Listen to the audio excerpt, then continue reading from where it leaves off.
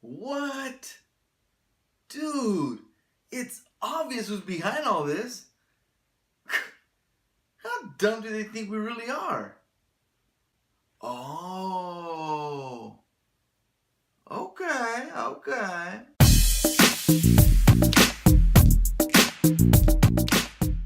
What's up everybody, Alejandro here, and this is my non-spoiler review for Upgrade. Upgrade, for all intents and purposes, is a futuristic sci-fi low-budget version of The Fugitive with like a indie film feel to it. Like, it's definitely not a groundbreaking or special movie. It's not a movie that has scenes in it that make you go like, that was stupid, or that doesn't make sense. Nah, it's just a straightforward action flick, just that doesn't have like the mystery, thrills, and suspense of The Fugitive. Like, while there is some detectiving going on by our Dr. Kimball, it's just a small part of the film, really. And this film doesn't have a whole lot of like, you know, that, whoa, he almost got caught, or like, ooh, he's about to find out, you know, like pertaining to some kind of mystery that the film set up earlier. And so in this one, kind of like The Fugitive, we get a guy whose wife is killed, but he's left a quadriplegic, and then he gets like Siri implanted in his spine, but that also turns him into a ninja. And this is in the trailer, so this is not spoilers. Just kind of covering my ass here. And so we're treated with the novelty of watching this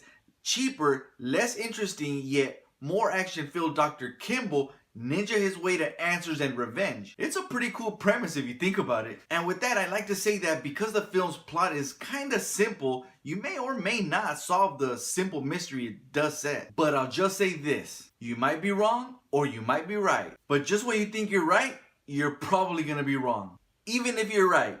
And so if you think you're wrong, you're probably still gonna kind of be right, even if you're wrong. Did I just blow your mind, or did I just spoil the movie? I'll just say this: after you watch the movie, come back and watch this and see if it makes sense then. Okay, enough of that. So again, this film is an action flick, but a pretty violent one at that. This film definitely earns that R rating. There are some graphic scenes. And so as our protagonist ninjas his way around, he violently dispatches his enemies and in pretty gory fashion. But the film does use comedy to bring some levity to some of these violent scenes that we do get. There isn't tons of comedy, there's just a handful, but like it's embedded into the violence, into the gore. I don't know if that makes sense. Like the way our protagonist dispatches and kills his enemies, even though it's gory and violent, is just kind of funny, I don't know. Again, in some instances. And so the film does a pretty good job at keeping the violence from being like too, I don't know, traumatic, I guess. So I like that for sure. Alright, so to wrap it up,